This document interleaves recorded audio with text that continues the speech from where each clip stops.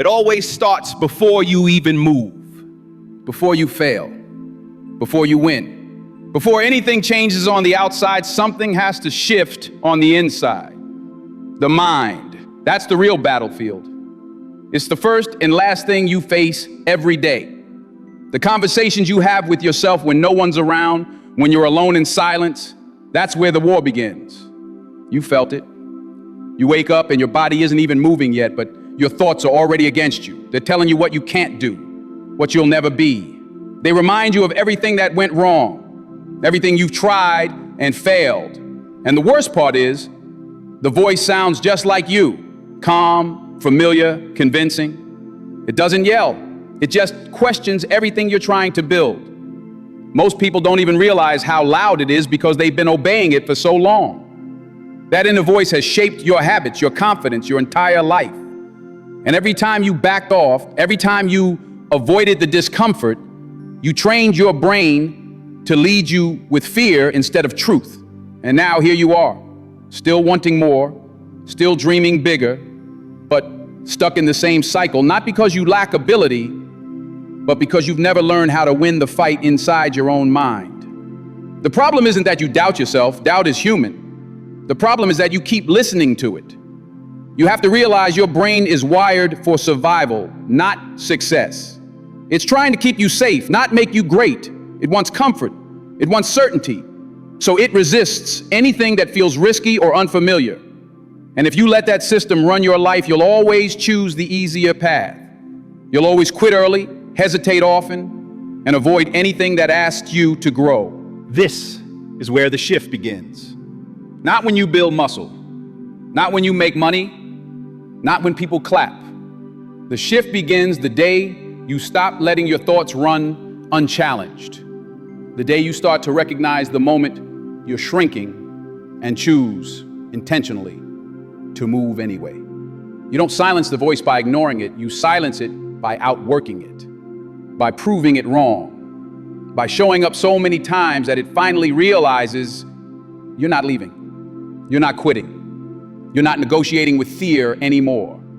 This is the first battle, the most important one. If you don't win here, nothing else you do will hold, because eventually life will get hard again. And when it does, the only thing that will matter is what kind of voice you've trained to lead you through it. Most people spend their whole lives believing they've been giving their best. They say things like, I did everything I could, or I tried my hardest. But if you look closely, you'll see it wasn't the truth. Not because they're liars, but because they've never actually felt what real effort demands. Trying isn't showing up a few times when you feel inspired. It's not pushing a little harder when it's convenient. That's not trying, that's sampling. That's dipping your toe in. That's doing just enough to say you made an attempt, without ever risking the possibility of truly changing. And the reason most people never really tries, because real effort threatens the image they've built of themselves.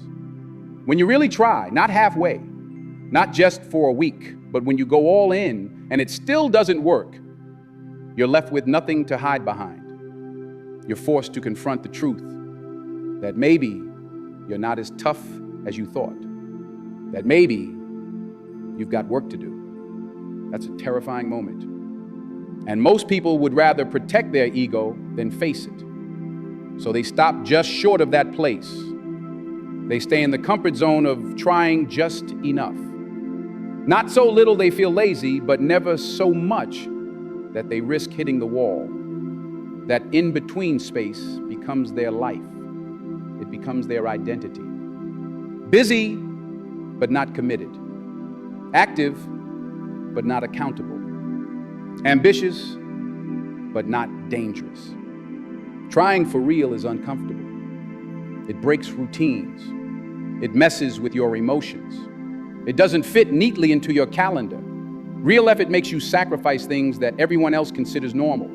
Free time, rest, balance, entertainment. And because most people aren't willing to do that, they talk about change, but never actually live it. But if you want to break out of where you are, there's no other way. You have to go beyond what feels reasonable. You have to let go of balance for a while. You have to put your back against the wall and say, I'm not just going to try this, I'm going to live it.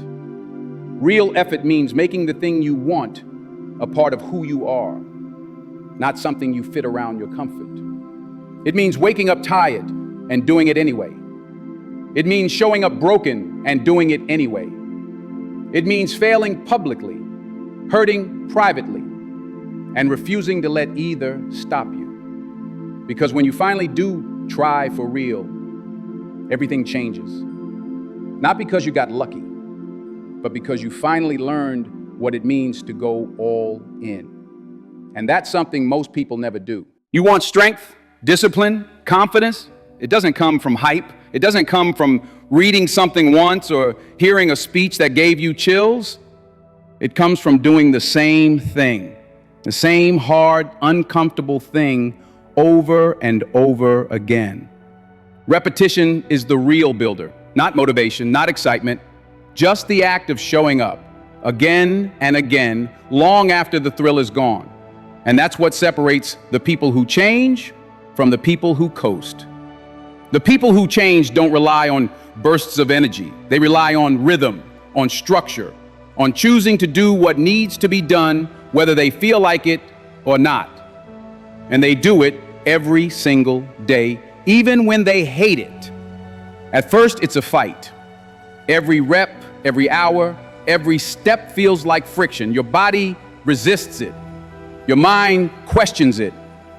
But if you stay long enough, if you don't break, something begins to shift. That resistance becomes part of your wiring. The thing that once felt unnatural becomes your baseline. Your identity evolves. You stop being someone who tries, and you start to become someone who just does. It's not about doing it perfectly. It's about doing it consistently. You don't win because you had a flawless week. You win because you stacked days, weeks, months, not perfect ones, but real ones. Days where you showed up when it didn't feel good. Days when you wanted to stop, but didn't. That's where the power is built. Most people don't last long enough to see this. They expect results after the first few tries. They want proof that it's working, and when it doesn't come fast, they assume it's not working at all. But repetition is like planting. You don't see the growth right away. Sometimes it feels like you're watering dirt for months. But if you keep going, and only if you keep going, eventually something breaks through. And when it does, it's not weak, it's not fragile. It's rooted in hundreds of unseen reps, in days you didn't skip, in choices no one clapped for. That kind of growth doesn't vanish when life gets hard because it was born in difficulty. If you want to trust yourself more, if you want to feel unshakable, stop waiting for breakthroughs and start building them one brick at a time. Put your head down and do the work. Repeat it until it no longer feels foreign. Repeat it until your mind knows this is who I am now. And that's when you become dangerous. Not because you're faster, not because you're stronger, but because you don't stop. Because you've done the work so many times, quitting isn't even an option anymore. That's what repetition gives you. A version of yourself that doesn't flinch. You think failure is where it ends. That it's a sign to stop. That it means you weren't good enough. But the truth is, failure is not the finish line. It's the starting gate. It's the moment life asks you, do you really want this? Or were you just curious? Most people don't get past that moment. They hit failure once, maybe twice, and walk away with a story. They say, it wasn't for me, or I gave it my best. But if you look deeper, it wasn't failure that stopped them. It was fear. Fear of being exposed. Fear of looking foolish. Fear that maybe their best wasn't enough. But if you're serious about growth, you can't treat failure like a red light. You have to treat it like a doorway. An uncomfortable, painful, unavoidable doorway that leads to everything you've been pretending you're ready for. You don't know how committed you are until you fail. You don't know how bad you want it until you lose. Anyone can keep going when they're winning, but the ones who keep going when nothing is working, those are the people who change. Those are the people who separate from the rest. When you fail, your ego burns. That image of yourself, tough, disciplined, prepared, it cracks. And in that crack, something new can be built. Not a version of you that's polished or impressive, a version that's real. A version that knows pain and still chooses to rise. A version that stops playing to the crowd and starts playing for something deeper. And if you let failure do its job, it will sharpen you. It will teach you more than success ever could. Because now, you're not guessing anymore. You're not building your plan on theory or hope. You're building it on truth. Hard-earned, uncomfortable truth. You failed? Good. Now you know where the holes are. Now you see what needs work. Now you get to start again. Not from the beginning, but from experience. But don't make the mistake of waiting too long to get back up. Don't get stuck in self-pity. Don't romanticize your wounds. Stand up while it still hurts. Move forward before the doubt settles in. Because what matters most isn't that you failed. It's what you decided next. Most people treat failure like a stop sign. But if you want to grow, you treat it like a mirror. You look into it, see what's missing, and you come back better. Not because you were lucky, not because the path changed, but because you did. The reason most people never break through is simple.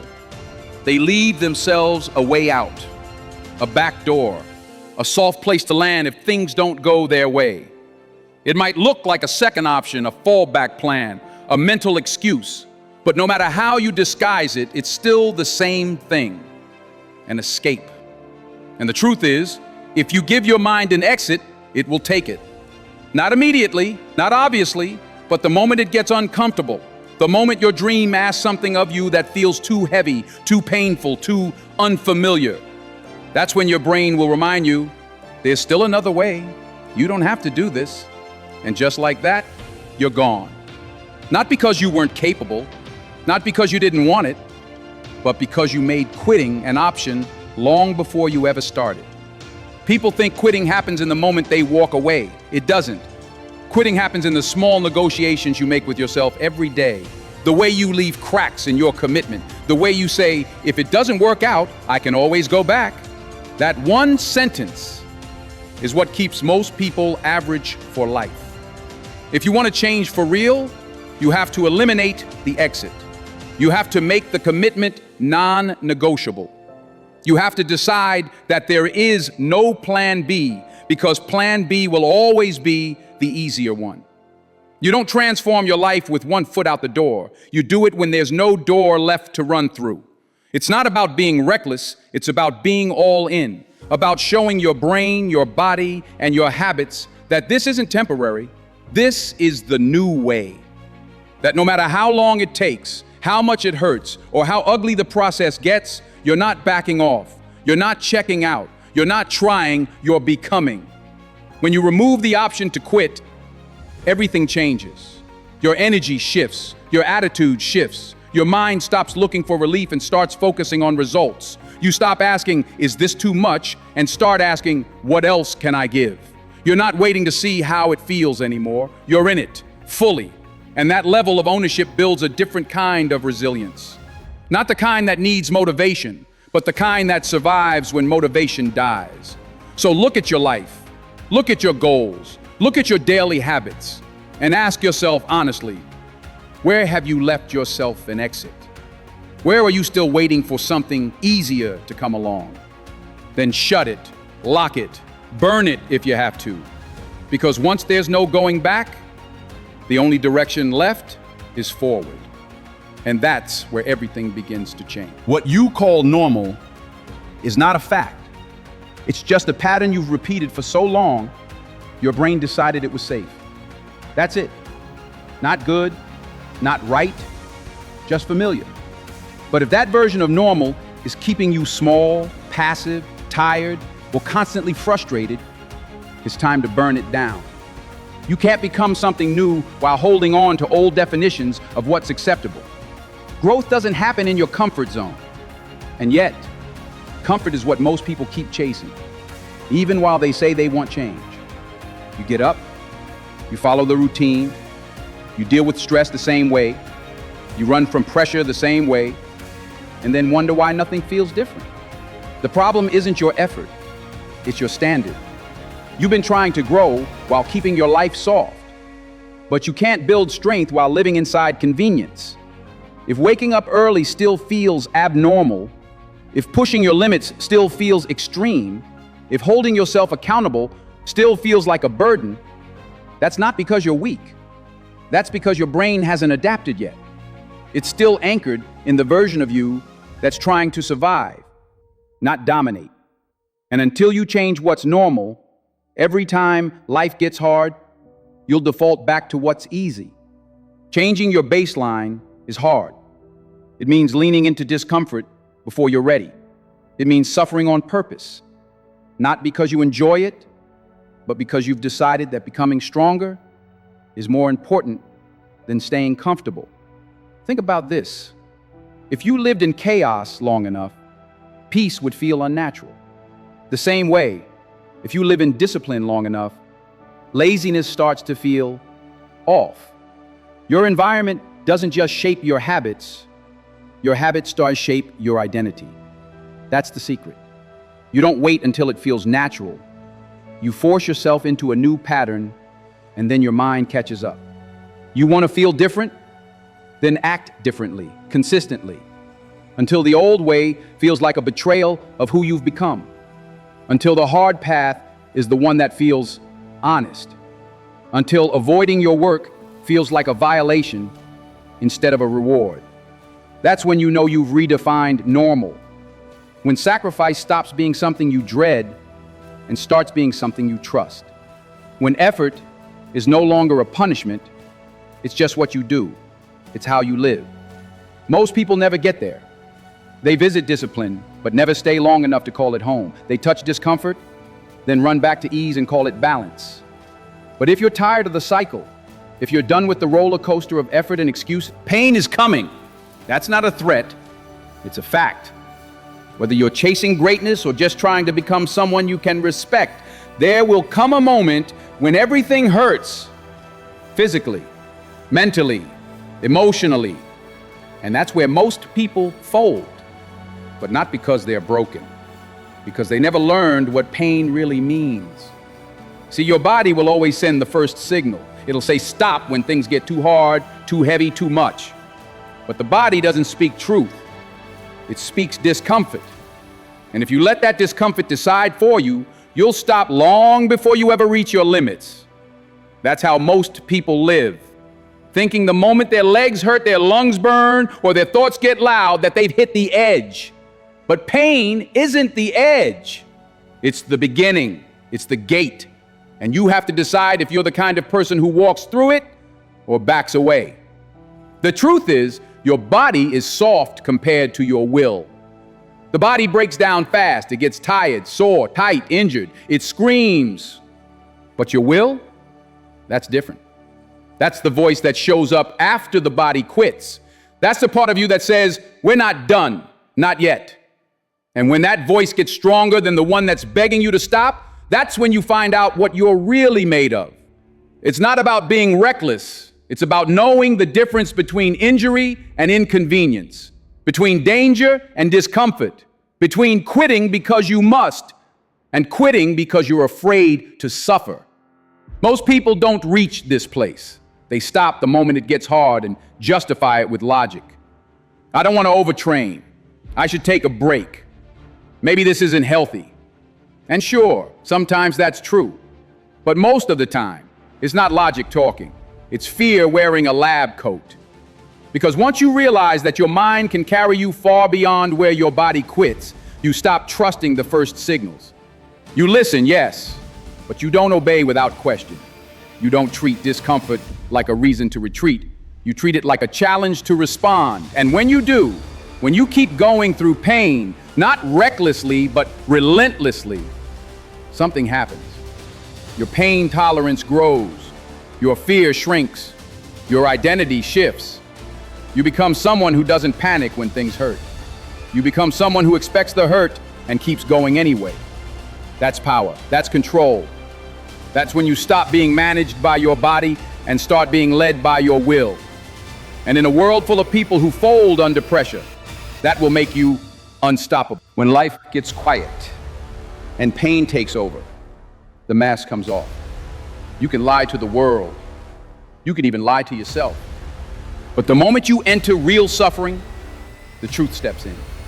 Not the version of truth you post online, not the image you've rehearsed for others, the real one, the one you've been avoiding. Suffering doesn't ask for permission. It doesn't wait until you're ready. It crashes in, loud, messy, and uninvited. And what it does better than anything else is remove the extras, the noise, the distractions, the excuses. All of it peels away until it's just you, raw and exposed. And that's where most people lose it. Not because the pain is too great, but because they don't recognize who they are without their shields. You say you're disciplined, but what happens when you're exhausted, behind, and broken, and no one's watching? You say you're committed, but are you still committed when everything around you is screaming for you to stop? You say you want it, but do you still want it when it starts costing you more than you thought you'd have to give? Suffering doesn't just test your limits, it introduces you to them. And in that introduction, you meet the version of yourself that's been hiding. The one who doesn't care about looking strong. The one who's scared. The one who's insecure. The one who's angry that life is harder for you than it seems to be for everyone else. But here's the part most people never realize. That version, that's where your power is. That's the version that can't be faked, can't be performed, can't be dressed up. It's the raw material you build from. And once you meet that person and choose to keep going anyway, nothing else ever hits the same way again. Because once you've walked through hell with no backup plan and no one clapping, you stop needing validation. You stop needing approval. You stop needing everything to feel fair. You just move. Not because you enjoy the pain, but because you finally understand its purpose. Pain strips away what's fake. Suffering shows you what's real. It's the pressure that reveals the cracks and the strength underneath them. And when you stop running from it, when you face it fully, when you endure without turning away, you walk out different. You don't come out polished. You come out hardened. Not colder, but clearer. Because now you know what you're really working with. Now you know who you really are when everything comfortable is gone. And from that place, you can finally start. This is the part no one talks about. The part that doesn't go viral. The part that gets ignored because it's quiet, unglamorous, and brutally uncomfortable. But it's the one thing that holds all of this together, being honest with yourself. Not in the mirror when you're hyped up, not when people are praising you, not when you're winning. Real honesty shows up when no one is watching, when you have every excuse to take it easy, to skip the work, to lower the standard, and you know you can get away with it. That's the test. Not how hard you can work when the spotlight's on, but how truthful you can be in the silence. And for most people, this is where progress dies. You lie to yourself. You say you're tired when you're just unmotivated. You say you're overwhelmed when you're just unorganized. You say you need a break when what you really need is discipline. And every time you give in to the lie, it gets easier to repeat. It becomes a habit, a personality, a life. But deep down, you always know. You know when you've coasted. You know when you've done the bare minimum. You know when you're selling yourself a story to feel better about giving less. And that knowing eats away at you. It builds resentment, not toward others, toward yourself. Because you're the one who keeps letting yourself down. That's why this work is so hard. Not because the reps are tough, not because the hours are long, but because you have to look at yourself every day and ask the hardest question of all. Did I do what I said I would do? Not once, every day. That question doesn't care how you feel. It doesn't care what happened yesterday. It just stares back at you and demands accountability. And that kind of honesty is painful.